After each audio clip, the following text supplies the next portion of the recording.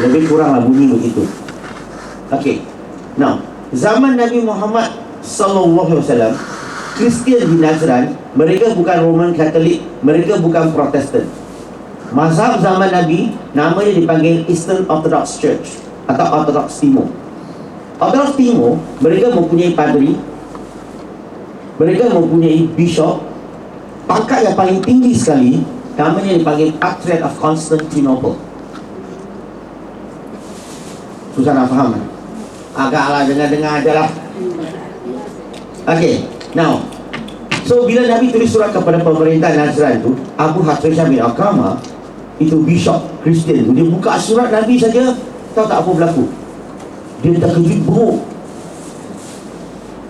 Tak tahu. Dia terkejut. Tahu tak? Pernah tengok tak beruk terkejut? Tak tahu juga. Dia ada pakai smartphone tak orang sini? Smartphone pun tak ada pakai? Oh, sabar. Ada. You kalau tekan YouTube you pergi YouTube, you tekan beruk terkejut. Bila dia pasang video tu, you akan nampak macam mana beruk terkejut. Faham? So bila dia baca surat Nabi Muhammad SAW, dia terkejut beruk. Kenapa? Sebab dalam agama Kristian, dia tak percaya ada Nabi lagi akan datang selepas Nabi Isa alaihissalam. Kenapa? Sebab dalam Bible ada sebut Gospel of Matthew chapter number 24 verse number 24. So Jesus Christ kata dalam Bible, dia kata, they shall rise many false prophet and false Christ.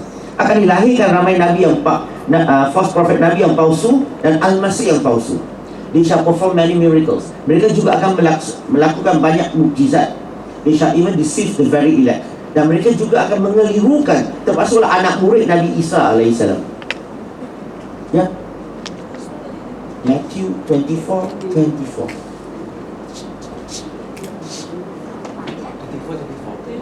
Chapter 24 verse number 24. Matthew, M-A-T-T-H-E-W.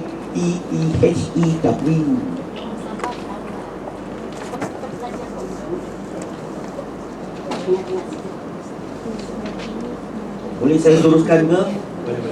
Okay, saya faham cakap dengan orang-orang yang muda-muda, kamu semua macam ni, kena cakap silo-silo. Okay, so tulis surat kepada ketua pemerintah Najran, Abu Hatrishah bin Aqamah. Dia baca surat Nabi, dia terkejut sebab mereka tak percaya akan ada Nabi lagi. Sebab the Bible sebut. Okay? Tapi masalahnya, bila baca surat Nabi itu surat Nabi bukan surat biasa, surat rasmi. Surat rasmi daripada pemerintah, daripada Madinah. Surat rasmi itu ada cop, itu tak, itu bukan cop pula, itu ada cincin Nabi sebagai stand, apa? Cop moho itu menunjukkan surat rasmi. Maka mereka ni nak tolak tak boleh, sebab Nabi dakwah cakap kepada dia adalah Nabi yang terakhir, Nabi yang diutuskan oleh Allah Subhanahu Wa Taala. So mereka tak berani tolak. Maka mereka adakan musyarat antara padri-padri di Najran. Okey, sama ada nak tolak surat ini ataupun nak pergi ziarah, pergi buat siasatan. Akhirnya keputusan yang mereka buat adalah mereka mau pergi siasat. So suatu hari petang, mereka semua pergi ziarah Nabi Muhammad SAW. Dan ziarah tu, mereka datang dengan satu rombongan seramai 60 orang. Ramai tak? Nak siasat 60 tau orang. Macam dewan ini penuh, baru 60 orang, betul? So siasat pergi 60 orang. Dan di kalangan 60, ada 13 adalah padri. Antara 60 tu 13 adalah padri. Mereka pergi ziarah Nabi Muhammad SAW. Rasa-rasa mereka ziarah Nabi kat mana?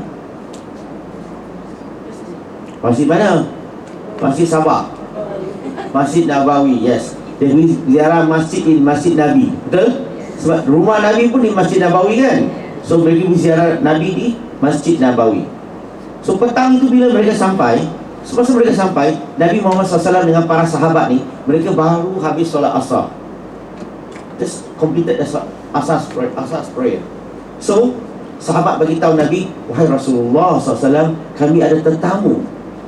Maka baginda kata, jemputlah mereka semua masuk ke dalam masjid. Kesemua 60 tau Kristian masuk dalam mana? Masjid Nabawi. Dan masuk masjid, berdebat, berdialog dengan Nabi 3 hari 2 malam. Biasanya orang forum perdana ceramah berapa jam? Ini 3 hari 2 malamnya, maraton. Bukan saja 3 hari 2 malam, malahan pada Ahad pagi. You know Ahad pagi? Sunday. Sunday ni adalah hari besar bagi orang Kristian. Kenapa? Dia ada Sunday worship. How many of you know what is Sunday worship? No, huh? Okay. So mereka ada sembahyang Ahad pagi tu. So pada Ahad pagi, kesemua Kristian yang 60 tu, mereka nak pinjam Masjid Nabawi. Dalam Masjid Nabawi ni nak pinjam untuk buat sembahyang Kristian. Rasa-rasa sahabat akan benarkan tak? Sahabat benarkan tak? Sahabat tak benarkan. Tetapi Nabi Muhammad sallallahu alaihi wasallam mengikut beberapa tafsir Quran. Okey, salah satunya Al-Azhar Hamkah. Dalam tafsir Quran itu sebut apa? Nabi telah membenarkan mereka buat sembahyang cara Kristian dalam Masjid Nabawi. Hari ini kalau contohlah tiba-tiba hujan lebat, orang Kristian bawa kereta lalu kita punya masjid, alamak hujan lebat, so nak pinjam tempat untuk sembahyang sekejap. Rasa-rasa orang masjid akan benarkan ke tidak? Tidak, ya. Zaman Nabi benarkan, kita hari ini tak benarkan. Pelik, ya. Sangat pelik. Secara umumnya lah di Malaysia, secara umum, okey, kebanyakan masjid dan surau di Malaysia, kita benarkan tak orang bukan Islam masuk? Secara umum. Sama okey. Tak, in general tak adalah. Secara masjid surau yang biasa tak adalah, betul tak? Kebiasaannya tak ada, betul? Ya, I kata umum lah. In general memang tak ada. Memang ada 1-2 benarkan lah. Kebiasaannya tak ada. Kenapa kita tak benarkan orang masuk?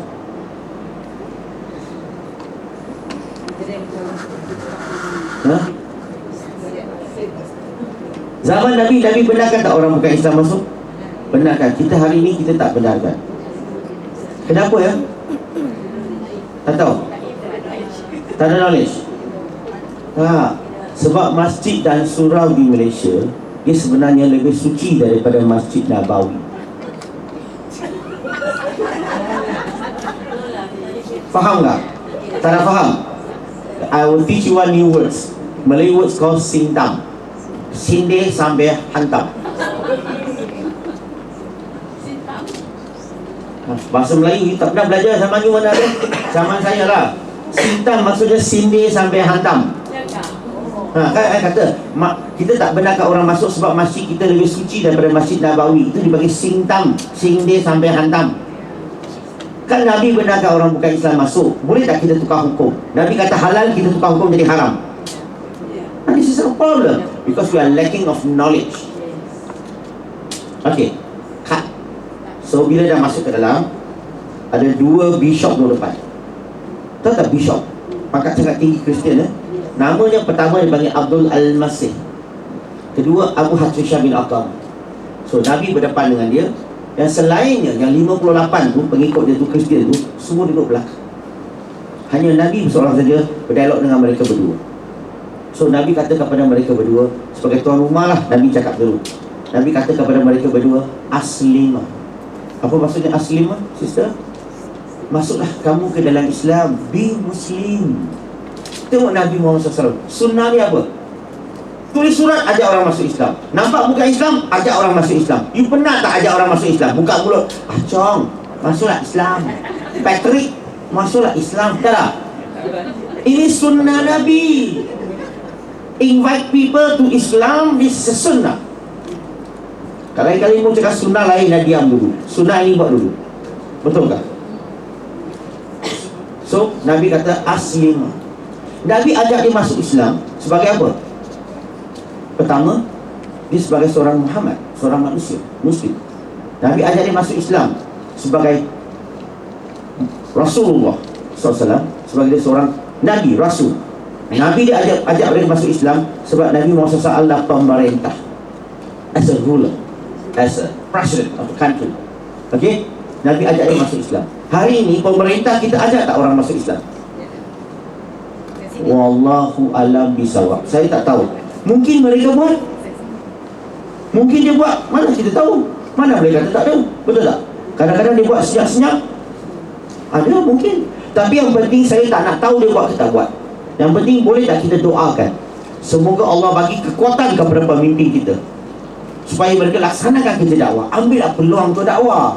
You tahu tak, kalau you bandingkannya, kuli ajak bos masuk Islam senang ke, atau bos ajak kuli masuk Islam lebih senang?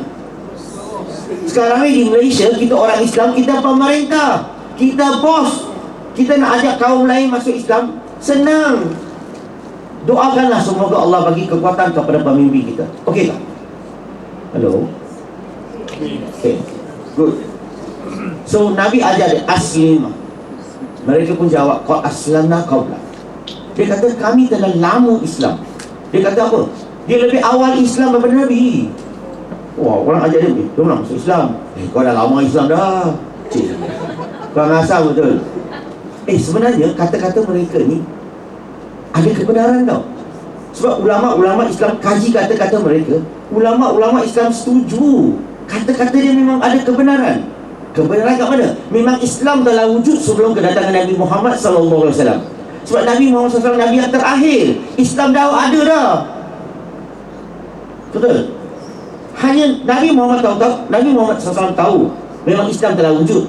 Hanya Nabi tahu Kristian hari ini mereka telah terpesong, mereka telah sesat daripada ajaran Islam.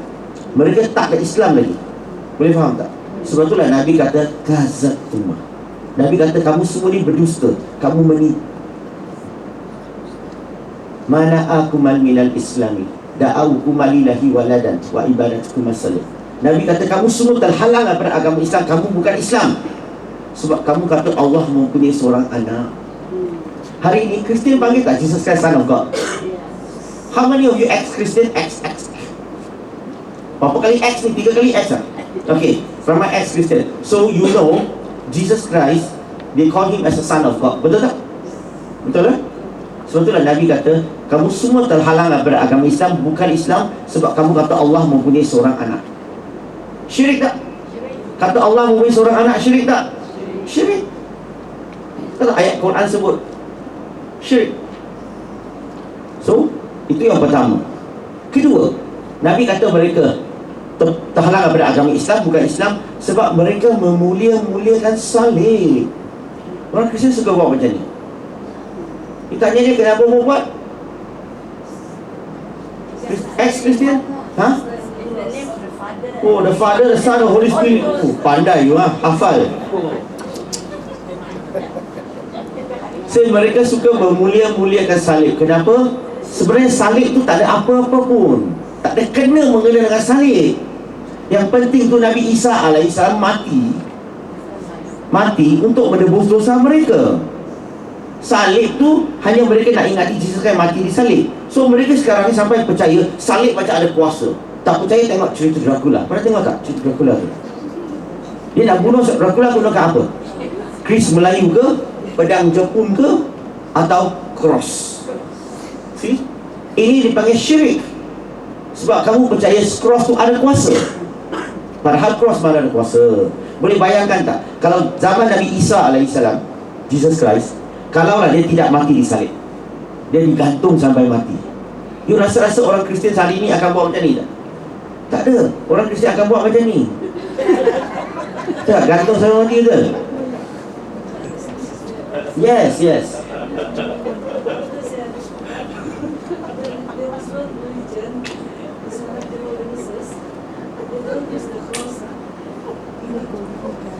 Because Jehovah's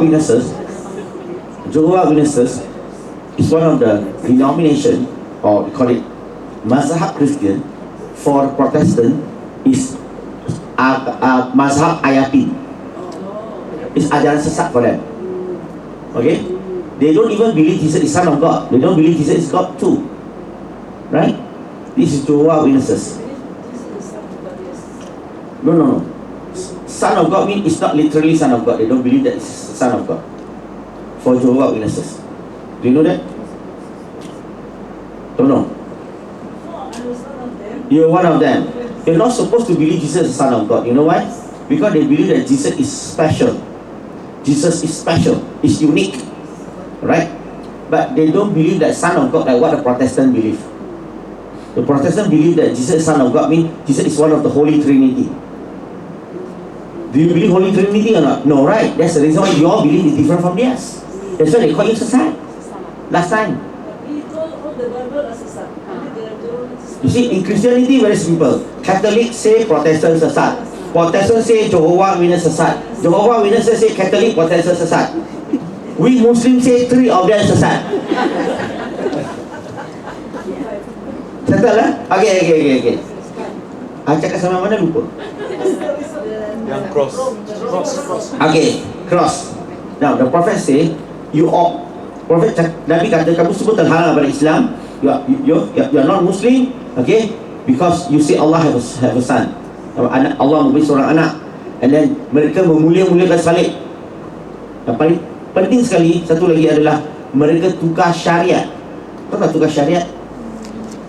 Artinya ajaran yang diajar oleh Nabi-Nabi semua tentang hukum hakam, Kristian pun tukar sama dia, tak ikut lagi.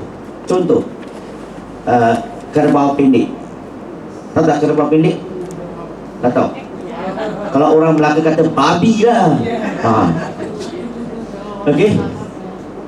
Apa? Bogok. Bogok. Bogok.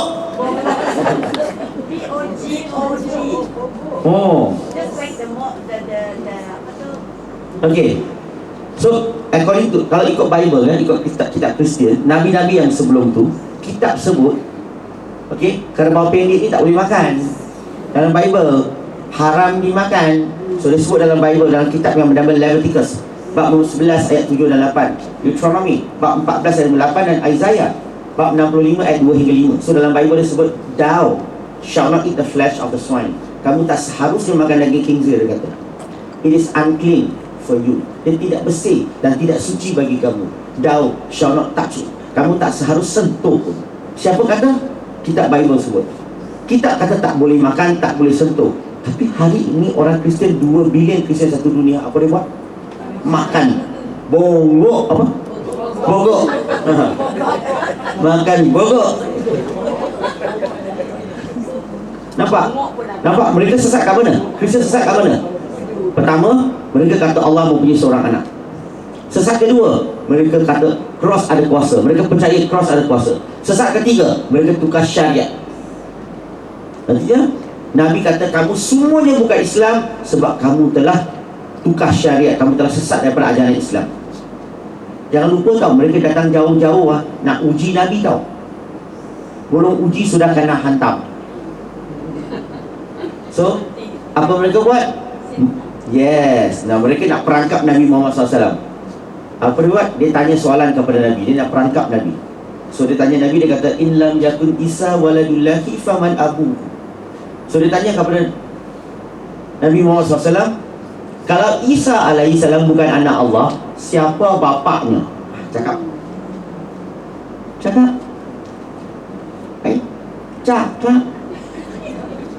Tuan Director suruh saya action, Tuan Director tak suruh saya cakap. So dia tanya Nabi, kalau Isa tu bukan anak Allah, siapa bapaknya? Macam mana dia nak jawab? Kalau orang tanya, Kristian tanya hari ini, macam mana jawab? If Jesus is the Son of God, then who is his father? You say God lah. No father. How can you say no father? You have father or not? I also have So the point is, dia cuba nak perangkap Nabi. Dia kata kalau Isa tu bukan anak Allah, siapa bapaknya? Hari ini orang Kristian masih gunakan ini sebagai hujah. Sebab kita orang Islam tak baca tafsir Quran dengan betul. Nabi telah jawab 1400 tahun yang lalu dalam tafsir Quran. Mana-mana tafsir Quran kamu akan jumpa. So macam mana Nabi jawab balik? Saya bagi contoh. Macam mana Nabi jawab? Nabi kata, alastu taqlamuna annahu la yakunu waladu illah wa yushabbihu abahu. Nabi tanya, adakah kamu semua mengetahui anak mesti menyerupai bapaknya? Nabi tanya apa? Nabi tanya mereka, adakah kamu semua mengetahui anak mesti menyerupai bapaknya? Maksudnya kalau Isa itu anak Allah, Isa mesti menyerupai Allah. Itu maksudnya, mesti menyerupai bapaknya. Kristian pun jawab, ya Muhammad, setuju. Anak mesti menyerupai bapa. Mereka pakai logik manusia lah. Dia tak tahu ini perangkap Nabi. Lepas tu Nabi tanya lagi, alastu taqlamuna anna rabbana hayyul la yamut. Adakah kamu semua mengetahui Tuhan kita Allah hidup sama sekali, tak mati? Mereka pun jawab apa? Ya Muhammad. Dalam ayat ini dengar elok-elok, Nabi kata alastu taqlamuna anna rabbana. Nabi tak kata anna rabbakum. Nabi kata Tuhan kita. Nabi tak kata Tuhan kamu. Apa bezanya? Maksudnya Nabi kata orang Islam dengan orang Kristian, dia kata Allah ni Tuhan kita. Maksudnya kita sama-sama, orang Islam, orang Kristian sembah Allah. We worship the same God. Hanya bezanya orang Kristian syirik kepada Allah. Mereka sembah Allah, sembah Jesus, sembah Roh Kudus. Syirik. Tapi mereka sembah Allah tak? Yes. Sebenarnya ini menjawab satu persoalan yang kita ada di Malaysia selama ini 2-3 tahun yang lalu. Boleh tak orang Kristian gunakan Allah? Sebenarnya tak boleh lah. Di Sabah, Sarawak okey lah. Sebab Sabah, Sarawak, dia kata di Semenanjung ni, kalau orang Melayu baca perkataan Allah, nanti dia keliru. Dalam Bible dia baca, dia keliru masuk Kristian. Saya nak kata Quran sebut Allah begitu banyak kali baca pun tak faham. Faham tak ni? When Allah mention in the scripture, in the Bible, when you read you will get confused. But when Allah mention in the Quran, you read you never get confused. Sick or not? Sick people need to have, then go for master, eat some medicine, I guess. Okay, tak apa. Cakap sampai mana? Sebenarnya okay. Nabi kata, dia kata, adakah kamu semua mengetahui Tuhan kita hidup sama sekali tak mati? Mereka kata setuju. Sekarang ni, kalau dia setuju, macam mana? Bukankah dalam agama Kristian mereka percaya Nabi Isa alaihissalam mati di salib? Betul tak? Jesus Christ, he was crucified. Dia mati kan 3 hari 3 malam, betul? Kalau Jesus Christ mati 3 hari 3 malam, okay, dan Tuhan Bapa tadi, Allah hidup sama sekali tak mati, so macam mana dia boleh kata Isa tu anak Allah? Isa kan mati, Allah kan tak mati. Dia kata anak mesti menyerupai bapa. Anak mati, bapa tak mati. Anak menyerupai bapa tidak? Tak menyerupai. Kalau tak menyerupai, macam mana kamu boleh kata Isa tu anak Allah? You see the things? Tengok macam mana Nabi berhujah. Sangat hebat. Dan mereka tak puas hati. Mereka minta Nabi Muhammad SAW, boleh tak bagi satu contoh, satu nama, satu manusia, satu insan yang wujud di muka bumi ini yang tak ada bapa macam Jesus Christ. Bagi satu nama. Nabi Muhammad SAW baca ayat Quran, surah Ali Imran, surah yang ketiga, ayat 59. Inna masala Isa innallahi kamasali Adam. Persamaan antara Isa dalam sisi Allah macam Adam alaihissalam. Sebab Allah menciptakan mereka berdua dengan tanah, hanya mengatakan kun fayakun. Betul tak? Kalau kelahiran Nabi Isa alaihissalam yang mukjizat ini, macam Nabi Adam lah, yang secara mukjizat. Kalau kelahirannya yang mukjizat, yang tak ada bapa tapi ada ibu. Tahu tak Nabi Isa alaihissalam ada ibu? So tak ada bapa, ada ibu. Kalau kelahiran macam ni boleh jadikan dia anak Tuhan, kalau begitu Nabi Adam alaihissalam lebih layak jadi abang kepada anak Tuhan. Sebab dia dilahirkan tanpa mak, tanpa bapa. Siapa lebih hebat? Faham tak ni? Dapat itu cara Nabi berdialog, gunakan ilmiah, gunakan mantik, gunakan nas, dan pilihkan cerita. Walaupun dalam dialog tu kebanyakan mereka ni ego tapi ada segelintir mereka ni goyang akidah. Apa yang berlaku? Mereka bawa cerita ni balik ke Najran, balik ke negaranya yang beragama Kristian tu, dan mereka terangkan peristiwa yang berlaku, cerita yang berdebat tu, dialog tu berlaku tu, terangkan kepada rakyat di situ. Kemudian rakyatnya satu-satunya memeluk agama Islam. Hari ini kita pergi ke Najran, rakyat sana ni, orang Yaman sana, orang Islam tu orang Kristian sekarang. Saya nak tanya, siapa punya dakwah? Siapa yang dakwah tu? Nabi Muhammad SAW. Dalam bidang apa? Bidang perbandingan agama. It's comparative religion. Sebab tu lah Nabi dah bawa ramai orang masuk Islam.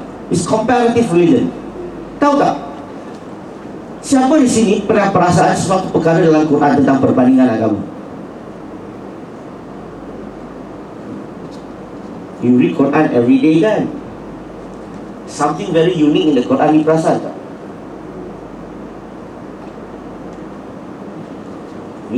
mata, pegang Quran, buka saja mana-mana ke satu muka surat. Setiap muka surat mesti ada perbandingan agama. Allah akan banding. Tak percaya? Kegelapan, kecahaya, tauhid, syirik. Baca Al-Fatihah tak? Dia cakap apa? Halo, kita minta Allah tunjukkan kita jalan yang lurus kan? Jangan ikut jalan-jalan orang Yahudi dan Nasrani kan, mereka kata terpesong. Ini banding tak? Everything in the Quran is comparative. Tapi orang tak perasan. Barulah kita boleh nampak kelebihannya. Contoh kalau kita tak banding, susah kita nak menghargai agama Islam. Saya tengok orang di sini kebanyakan yang masuk Islam, betul tak? Yang lahir, yang masuk Islam tu, kita akan lebih menghargai. Kenapa? Sebab kita pernah hidup di jahiliyah. Zaman jahiliyah, kita pernah sesat, kita pernah syirik. Tapi bila kita kena tauhid, no way man, kita akan balik kepada syirik. Betul tak? Sebab itulah kita akan lebih menghargai. Lepas itulah kita lebih menghargai bukan saja diri, kita nak share kepada orang lain. Sebab itulah orang yang masuk Islam ni ajar dia buat dakwah, dia senang. Orang yang lahir Islam suruh buat dakwah, 1000 alasan. Saya bagi contoh. Orang yang masuk Islam, dia akan lebih menghargai. Contoh tengok para sahabat Nabi Muhammad SAW. Betul tak mereka semuanya masuk Islam? Secara umumnya lah, yang first generation tu. Tengok mereka masuk Islam, sikap mereka macam mana. Saya bagi contoh, Sayyidina Abu Bakar radhiyallahu anhu. Sayyidina Abu Bakar masuk Islam, hari ini masuk Islam, Nabi suruh, okay, you pergi berdakwah. Tahu tak apa dia buat? Sayyidina Abu Bakar so smart. Sebab dia tak pandai nak cakap tapi dia smart. Apa dia buat? Dia pergi bawa member dia, jom, bawa you pergi dengar ceramah sikit. Dia bawa kawan dia pergi jumpa Nabi. Nabi cakap dia duduk sana dengar. Tu masuk Islam. Bawa lagi, cakap. Dalam 2 hari dia dapat bawa 5 sahabat masuk Islam. Dan 5 sahabat ini masuk Islam ni, 5-5-nya garanti syurga punya. If you do not know how to talk, you bring people for your teacher to talk. Macam insurance kan, you want to join insurance, I don't know. Kalau you tak tahu nak present, you ada customer, you ada prospect, tapi you tak tahu nak present, apa you buat? You bawa you punya supervisor ke, you punya manager ke, you punya leader untuk present kan? You duduk di situ, you dengar, you belajar, betul? Selepas 5-10 case, you ada idea macam mana mau cakap, betul? This is called on the job training. Nak, tak tahu buat, dengar orang buat. Dah dengar 10-20 kali, tak tahu buat tak? Macam orang tukar tayar. First, tak tahu tukar tayar, tengok orang buat lah. Oh, macam tu. Betul tak? Lepas tu baru bukan, tengok 5-10 kali tak tahu buat meh. Lepas tu you cuba buat lah. Mula-mula buat memang kekok sebab kita tak biasa. Tapi bila you dah buat 5, tukar tayar 10, 20, 30 kali, you tahu tukar tayar tak sekarang? Same thing, dakwah is just like that. So, sahabat dulu mereka sangat-sangat kuat dakwah, sangat sanggup korbankan nyawa untuk Islam. Kenapa? Korbankan nyawa untuk mempertahankan Nabi. Kenapa? Sebab mereka betul-betul menghargai Islam. Sebab mereka telah banding. Tak banding, susah nak menghargai agama Islam. Tak percaya, saya bagi contoh. Ada 2 lelaki. Dua lelaki ni, yes, see you later. Yes, we have appointment tonight. Okay. Yes. See you later. Speak English Can. So cakap where do I stop just now? Yeah, if you do not compare, very difficult for a person to appreciate Islam. Let me give you an example. Let's say we have one guy driving Mercedes-Benz, okay, big Merc, and he sent his son to school using the Mercedes-Benz. So go to shopping, also Mercedes-Benz. So the son, okay, sitting in the Merc every day. Do you think that does he feel anything special about the Mercedes? He don't feel anything. Now, one day the car broke down, sent for repair. So you have to borrow the mechanic's car. You know mechanic's car? It's a very unique car. So alhamdulillah, he managed to borrow the car that by the name of Datsun 120Y. All the young people do not know, only the elder generation. So, when the son went into the car, Datsun 120Y, do you know what the son will do or not? You know what he will say or not? He will say Alhamdulillah ke, or he will complain? He will complain. You know why? Number one, smelly. Number two, a lot of oil. Number three, a lot of screws, spanner everywhere. Maybe some cockroaches around. Then no aircon, no player. The window you can't even wind it. It's too hard. So what happened is, once the son had the experience of sitting in production 120Y, once the car's ready, after repair, he went into the mosque this time. His feeling now, going to the mosque, is it the same like previously? No. He will start to appreciate, now I know how special is our car compared to that lousy car. Am I right? You started to appreciate. Just like I always tell people that if you have experience, if you have experience in like our time, we in Jahiliyyah would do either worshipping Shirik. Now we know what is Tawheed. Do you think you want to go back to Shirik or not? No way. We don't want to worship other than Allah, right? So you start to appreciate. That's why those who embrace Islam, it's much easier when I ask you to do that. When I ask you to do something, it's much more easier. Because you know why? You appreciate the truth. You appreciate, you know the right thing already. Now, you want to share. There's another thing I want you to know. Two guys. These two guys, they both of them became millionaire at the age of 40. The first guy became millionaire because his research, his studies, he kept learning, and he became millionaire by the age of 40. The other guy, the second guy, also became a millionaire by the age of 40, but not because of research study, because his father passed away.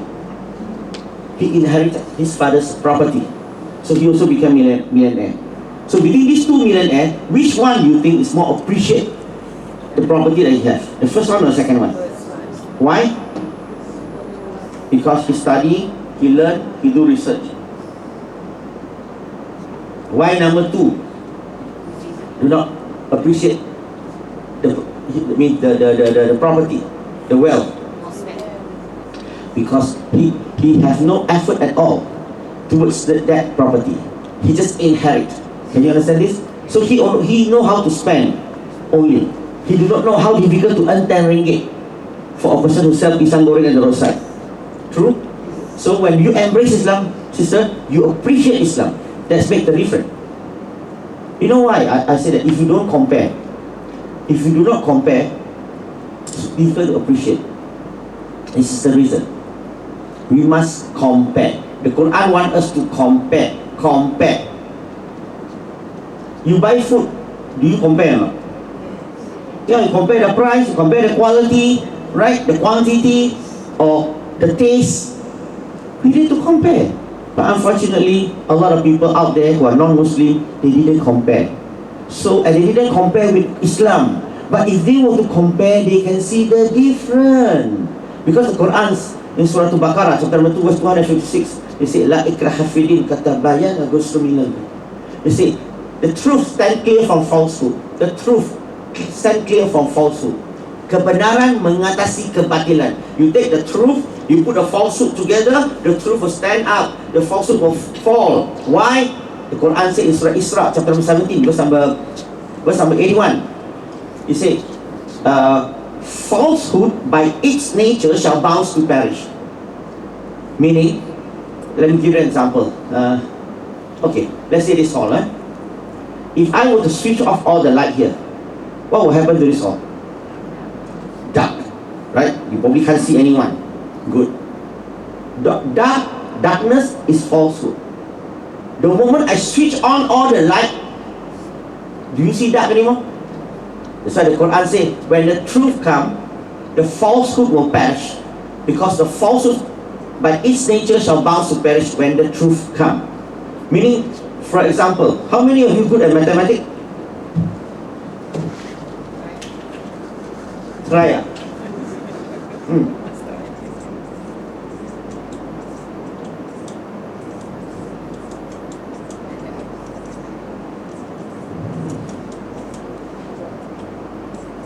Which one will you choose? Are you sure? No regret. Any one of you have other than C? All you choose C, right? Sister, C. You believe C is the correct answer, or you not only you believe, but you can prove it. You can prove it, right? So, do you have any doubt? No. Okay, clear? Which means when the truth you put together with the falsehood, the truth will stand out. Right? You will choose the truth. Falsehood, automatically you know it's wrong. You can prove it's wrong. Clear or not clear? But sometimes the falsehood can confuse you. You want me to prove? I say 2 plus 2 is 2. Hello? Don't believe ah? Cikgu pengetua, guru besar, big guru besar mean big teacher. Okay, if I can prove to you 2 plus 2 is 2, what do you think? If I can prove to you how? One more time, yesterday. And they don't know what's happened. Huh? What do you think? If I can prove to you 2 plus 2 is 2. Sister? No, I say 2 plus 2 is equal to 2.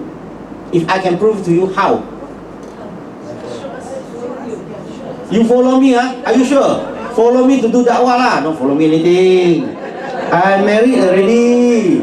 Unless you find somebody who are very rich, billionaire, nobody take care, you recommend me, I take care, I give you 25%. This is just a joke, okay?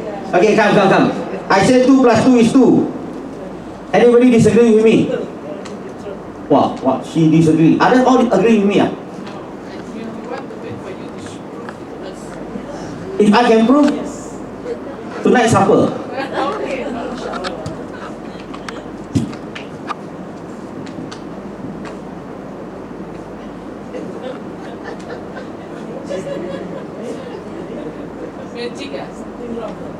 Look carefully, huh?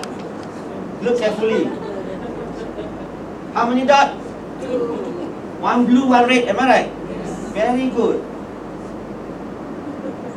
How many dots? 2 plus 2 is how many? 2, right? 2 plus 2 is 2. Where got 4? Okay, can help her to understand. Maybe she didn't wear spec. She see 4, I saw only 2. You see, if you take 2 drops of water, straw, you put 2 drops here, and then